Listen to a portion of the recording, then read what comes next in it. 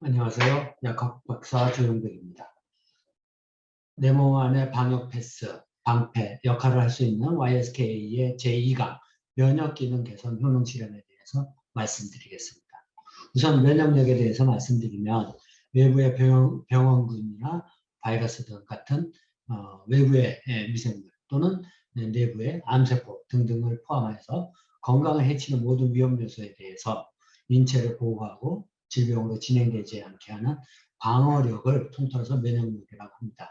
그 면역력의 시스템을 보면 첫 번째는 피부 장벽 같은 물리적 방어 체계를 시작으로 해서 선천적으로 획득하는 대식세포, NK세포, 수지장세포 같은 선천 면역계가 있고요.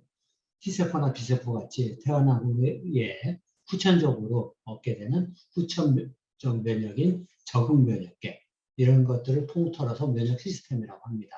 이런 면역 시스템이 깨져서 불균형을 이루게 되면 외부 미생물의 감염이 일어나거나 암세포의 증식에 의해서 우리가 질병 상태에 빠지게 됩니다. 이런 면역 기능에서 가장 중요한 역할을 하는 것이 NK셀이라고 하는데요. 이런 NK셀이 활성이 증가하게 되면 외부로부터 침입한 미생물이나 암세포 등을 공격해서 사멸시키는 그란자이나 포포린 같은 효소 분비가 증가하게 되고요.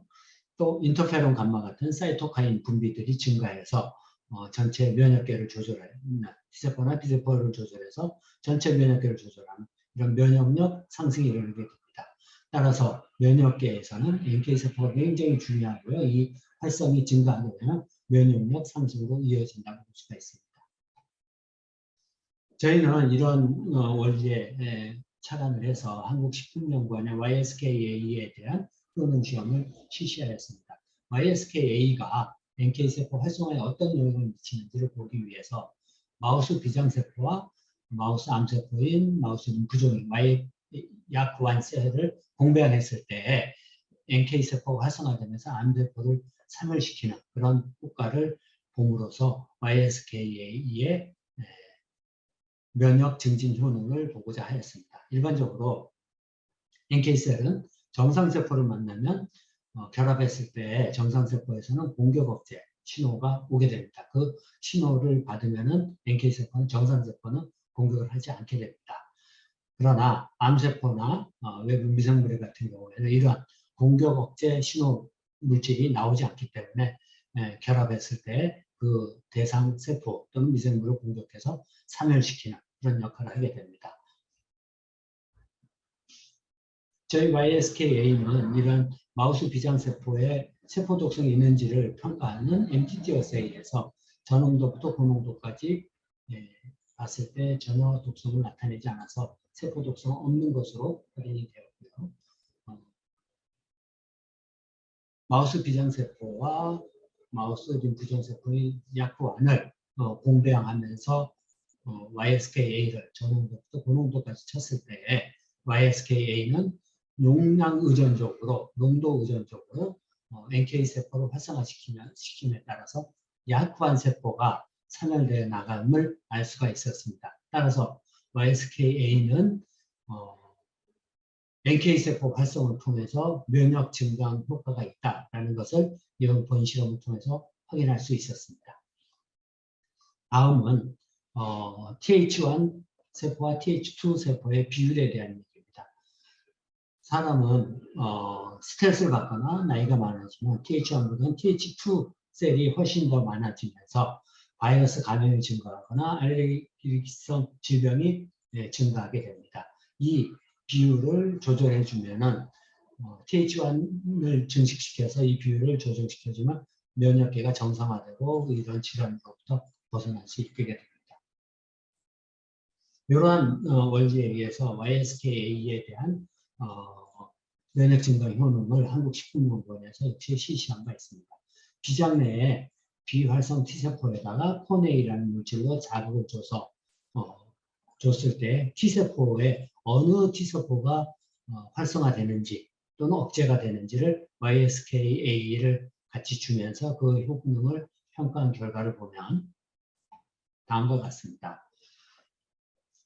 우선 마우스 비장세포에서 YSK는 세포 독성이 전혀 없음을 MTT 어세이를 통해서 확인할 수 있었고요.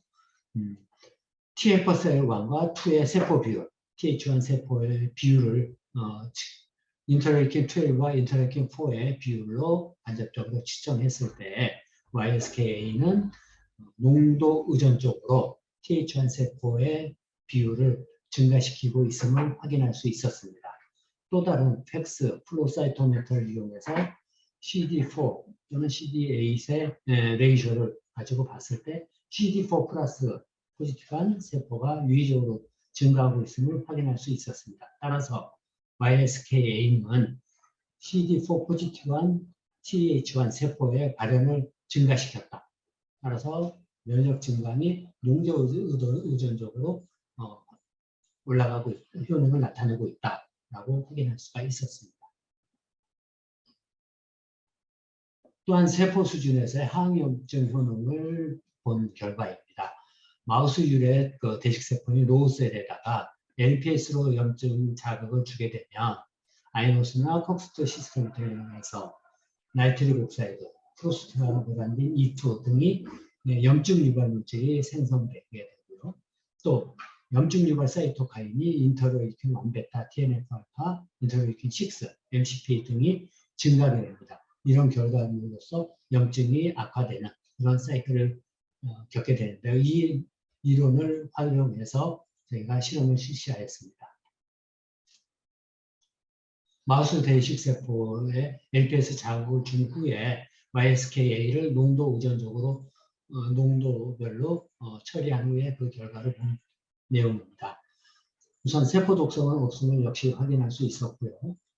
YSKA를 저농도부터 고농도까지 처리했을 때 나이트릭 옥사이드와 프로스타글란딘 E2가 농도 의존적으로 감소하고 있었고요. 또 다른 사이토카인들인 TNF-알파, 인터루킨 6, 인터루킨 1베타, MCP1 등등도 모두 YSKA의 농도 의존적으로 감소하고 있음을 각각 모두 확인할 수 있었습니다. 이 결과는 YSKA는 세포 독성은 없으면서 염증 인자들을 컨트롤하고 농도 의존적으로 감소시킴으로써 항염 효과, 즉 소염 효과가 있다라는 것을 확인할 수가 있었습니다. 이상의 세포 수준의 결과들을 바탕으로 해서 그렇다면 인비고에서 어떤 효과가 있을지를 시험을 보았습니다. 한국식품연구원에서 역시 실험을 실시하였고요.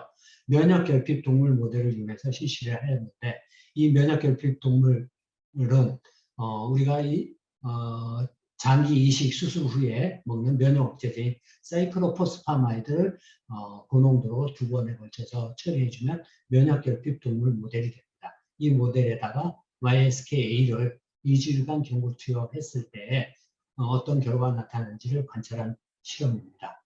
먼저 백혈구 수치들을 체크해 봤을 때 백혈구 전체는 물론이고 단핵구나 림프구 모두 YSKA 농도 의존적으로 혈구수들이 증가하고 있음을 알 수 있었습니다. 혈구 수치가 증가한다면 면역력이 증가한다는 내용이 되겠고요. 또 다른 측면에서 면역에 관련되는 인터루킨 1베타, 인터루킨 6의 농도를 측정해 보았습니다. 이때 YSKA는 인터루킨 1베타, 인터루킨 6를 모두 농도 의존적으로 증가시키고 있었습니다. 즉 면역 유도 물질들의 농도를 증가시키고 있어서 면역 활성화를 일으킨다고 확인할 수 있었고요. 또 다른 방법으로 NK 세포의 분할을 팩스, 플로사이토메터를 측정해 본 결과 두 가지 실험에서 모두 활성 내추럴 킬러셀 NK 세포 수가 증가하고 있음을 확인할 수 있었습니다. 따라서 YSKA는 인비보 시험에서도 백혈구 증가, 면역 유도 물질 증가, 활성 NK 세포 증가들을 농도 의존적으로 일으키고 있어서 용량 의존적으로 면역을 활성화시키고 있다라는 결론을 얻을 수 있었습니다.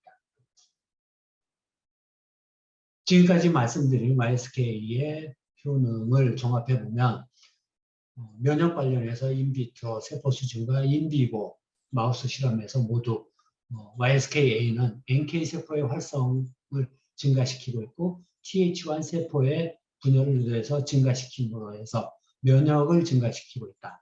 또 로우셀에서의 실험의 결과에서 보면 항염증 효과가 있다라는 결과를 저희가 확인할 수 있었습니다. 이상의 실험들은 모두 한국식품연구원에서 실시하였고요. YSKA는 결론적으로 항염증 효과, 면역기능 효과가 있는 물질로 확인한 바 있습니다. 이상으로 YSKA의 면역 관련 효능에 대한 연구 결과 보고를 마치겠습니다. 감사합니다.